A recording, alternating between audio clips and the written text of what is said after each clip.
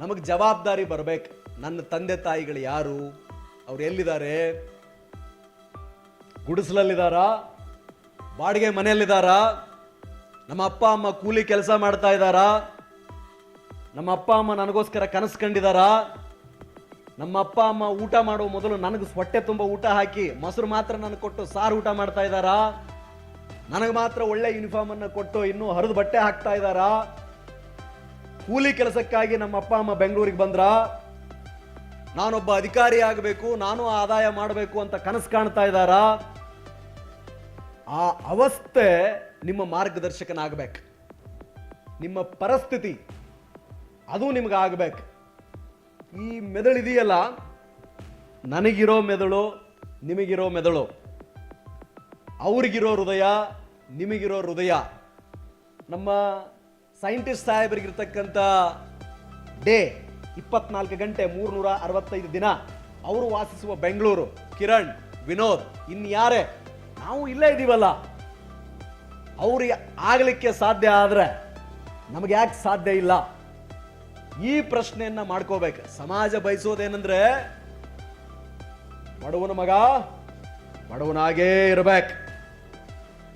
ಕೂಲಿ ಕೆಲಸದ ಕಾರ್ಮಿಕರ ಮಕ್ಕಳು ಕೂಲಿ ಕಾರ್ಮಿಕರಾಗೇ ಇರಬೇಕು. ಧಿಕ್ಕಾರ ಹೈ, ಅದನ್ನು ಪ್ರತಿರೋಧಿಸಬೇಕು. ಅವರು ಹೇಳಿದ ಹಾಗೆ ಇದು ಸ್ವತಂತ್ರ ಭಾರತ ಅಲ್ವೇ? 75 ವರ್ಷಗಳಾಯ್ತಲ್ಲ ಸ್ವಾತಂತ್ರ್ಯ ಸಿಕ್ಕು. 75 ವರ್ಷ ಆಯ್ತು ತಾನೆ. ನಹಿ ಜ್ಞಾನೇನ ಸದೃಶ್ಯಂ, ಜ್ಞಾನಕ್ಕಿಂತ ಮಿಗಿಲಾದದ್ದು ಇನ್ನೊಂದಿಲ್ಲ. ದುಡ್ಡೇ ದೊಡ್ಡಪ್ಪ, ವಿದ್ಯೆ ಅದರಪ್ಪ. ಈ ನಾಣ್ಣುಡಿಗಳೆಲ್ಲ ಸತ್ಯವಾದರೆ, ಶಿಕ್ಷಣ ಒಂದೇ, ವಿದ್ಯೆ ಒಂದೇ ಎಲ್ಲ ಸಾಮಾಜಿಕ ಪಿಡುಗುಗಳಿಗೂ ಪರಿಹಾರ ಎನ್ನುವುದಾದರೆ, ಜನತಾ ಪ್ಲಾಟು, ಗುಡಿಸಲು, ಪಕ್ಕಾ ಮನೆ ಆಗಬೇಕು. 1 ಎಕರೆ ಜಮೀನಿದ್ರು ನೀರಾವರಿ ಸ್ಟಾರ್ಟ್ ಆಗಬೇಕು. ಈ ವರ್ಷ 1 ಲಕ್ಷ ಆದಾಯ ಇದೆಯಾ? ಕಷ್ಟಪಟ್ಟು 2 ಲಕ್ಷ ಆದಾಯ ಬರ್ಲಿಕ್ಕೆ ಏನ್ ಮಾಡಬೇಕೋ ಆ ಎಲ್ಲ ಕೆಲಸ ಕಾರ್ಯಗಳನ್ನು ಮಾಡಬೇಕು. ಸಿವಿಲ್ ಸರ್ವಿಸ್ ಪರೀಕ್ಷೆಗಳನ್ನು ಬರೆದು IAS IPS ಅಧಿಕಾರಿಗಳಾಗಬೇಕು. ಸರ್ಕಾರ ಕೊಟ್ಟ ಸವಲತ್ತುಗಳನ್ನು ಬಳಸ್ಕೊಂಡು ಬಡ ಕೂಲಿ ಕಾರ್ಮಿಕರನ್ನ ಅಥವಾ ಕಂಪೌಂಡರ್, ದವಾಖಾನೆಯಲ್ಲಿರ್ತಕ್ಕಂಥ ಕಂಪೌಂಡರ್ ಮಕ್ಕಳು ಒಳ್ಳೆ PG MBBS ಮಾಡಿ, ರೇಡಿಯಾಲಜಿಸ್ಟ್, ಅನೆಸ್ಥೆಸ್ಟ್ ಸ್ಪೆಷಲಿಸ್ಟ್ ಆಗಿ DNB ಮಾಡಿ, FRCS ಮಾಡಿ ವಾಪಸ್ ಬಂದ ಹಾಸ್ಪಿಟಲ್ಗಳನ್ನು ಕಟ್ಟಬೇಕು. ಬಡ ಗ್ರಾಮ ಪಂಚಾಯಿತಿ ಮೆಂಬರ್ಗಳ ಮಕ್ಕಳು ಪ್ರಭುತ್ವವನ್ನ, ಸಮಾಜದ ಓರೆಕೋರೆಗಳನ್ನು ತಿದ್ದಿ, ನಿಯಮಗಳನ್ನು ರೂಪಿಸಿ ಚಾಲ್ತಿ ಕೊಡ್ತಕ್ಕಂಥ ವ್ಯಕ್ತಿಗಳಾಗಬೇಕು. ಇದಲ್ವೇ ಪ್ರಜಾಪ್ರಭುತ್ವ? ಇದಲ್ವೇ ಜ್ಞಾನಾಧಾರಿತ ಸಮಾಜ? ಇದಲ್ವೇ ಸಾಧನೆಗೆ ಸಿಗುವ ಜಯ? ಇದನ್ನು ಮಾಡಬೇಕಾದ್ರೆ ಹೊಸ ಬಟ್ಟೆ ಹಾಕಿದ್ರೆ ಅಣಕಿಸೋರು ಇರ್ತಾರೆ. ಒಳ್ಳೆ ಊಟ ಮಾಡ್ಲಿಕ್ಕೆ ಆರಂಭ ಮಾಡಿದ್ರೆ ಹೀಯಾಳಿಸೋರು ಇರ್ತಾರೆ. ಹಿಂಗಾದ 15 ವರ್ಷದ ಹಿಂದೆ ಏನೂ ಇಲ್ಲ ಅಂದಿದ್ದ ಗಾಡಿ ಮಾಡಿಬಿಟ್ನಲ್ಲ, ಇವು ಹೆಂಗಾದ? ಲೇಸ್ ಕಷ್ಟ, ಶ್ರಮ ಇದೆ ಅದರ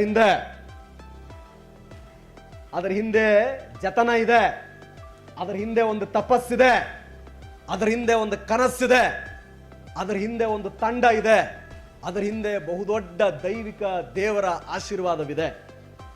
ಸೊ ಹಾಗಾಗಿ ಆ ಎಲ್ಲ ಓರೆಕೋರೆಗಳ ಮಧ್ಯೆಯೂ, ಆ ಎಲ್ಲ ಸಮಸ್ಯೆಗಳ ಮಧ್ಯೆಯೂ ಸಮಾಧಾನವಾಗಿ ಸಮಯಕ್ಕಾಗಿ ಕಾಯ್ದು ನಮ್ಮ ಭಗವಂತ ಕೊಟ್ಟಿರತಕ್ಕಂಥ ಅವಕಾಶಗಳನ್ನು ಉಪಯೋಗಿಸಿಕೊಂಡು ಸರ್ವೇ ಜನ ಸುಖಿನೋ ಭವಂತು, ಬಹುಜನ ಹಿತಾಯಚ ಬಹುಜನ ಸುಖಾಯಚ ಅನ್ನುವ ಹಾಗೆ ನಾನು ಬದುಕು ಎಲ್ಲರದೂ ಆಗಬೇಕು. ನಾನು ಪಡೆದ ವಿದ್ಯೆ ಎಲ್ಲರಿಗೂ ಸಿಗಬೇಕು. ನಾನು ವಾಸಿಸುವ ಮನೆಯ ಥರ ಎಲ್ಲರೂ ಆ ಮನೆಗಳನ್ನು ಹಾಕಿಸುವಂತಾಗಬೇಕು. ನನಗೆ ಸಿಕ್ಕ ಗೌರವ, ಶ್ರಮಕ್ಕೆ ಸಿಕ್ಕ ಗೌರವ ಇತರರೂ ಶ್ರಮಪಟ್ಟರೆ ಸಿಗಬೇಕು. ನಾನು ಸಮಸ್ಯೆಗಳಲ್ಲಿದ್ದಾಗ ಕಷ್ಟಪಟ್ಟು ಹೊರಬಂದ ಹಾಗೆ ಇತರರಿಗೂ ಆ ಸಮಸ್ಯೆಗಳಿಂದ ಹೊರಬರ್ತಕ್ಕಂಥ ಆ ಛಲ, ಆ ಆತ್ಮವಿಶ್ವಾಸವನ್ನು ತುಂಬತಕ್ಕಂಥ ಕೆಲಸ ಮಾಡಬೇಕು ಅನ್ನುವುದು ಶಿಕ್ಷಣ. ದಟ್ ಈಸ್ ಶಿಕ್ಷಣ, ಅದು education. Education is a refuse in adversity and it should be an ornament in prosperity. ಶಿಕ್ಷಣ ಅನ್ನೋದು ಕಷ್ಟ ಕಾಲದಲ್ಲಿ ನಮಗೆ ಅದರಿಂದ ಹೊರಬರಲಿಕ್ಕೆ ಸಹಾಯ ಮಾಡಬೇಕು. ಉಳ್ಳ ಕಾಲಕ್ಕೆ ಆಭರಣದಂತೆ ಅದು ಶೋಭಿಸಬೇಕು. ಅಂಥ ಶಿಕ್ಷಣವನ್ನು ಪಡೆಯಲಿಕ್ಕೆ ನಾವು ಶ್ರಮಿಸಬೇಕು. ಅಂಥ ಶಿಕ್ಷಣವನ್ನು ಹೊಂದಲಿಕ್ಕೆ ನಾವು ನಮ್ಮ ಜೀವನವನ್ನು ಸವೆಸಬೇಕು.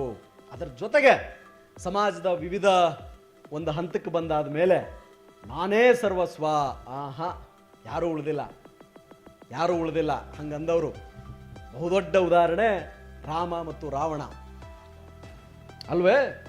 ರಾವಣನಿಗಿಂತ ಇನ್ನೊಬ್ಬ ಶಿವಭಕ್ತ ನಮಗೆ ಬೇಕೇ? ರಾವಣ ಸಂಹಿತೆ ಅಂತ ಒಂದಿದೆ, ಅಷ್ಟೊಂದು ಮಹಾಜ್ಞಾನಿ. ರಾಮ ಧರ್ಮದ ಹಾದಿಯಲ್ಲಿ ನಡೆದ, ಅವನು ಅಧರ್ಮದ ಹಾದಿಯಲ್ಲಿ ನಡೆದ. ಇದ್ರ ಬಗ್ಗೆನೂ ದೊಡ್ಡ ಚರ್ಚೆಗಳಾಗುತ್ತೆ.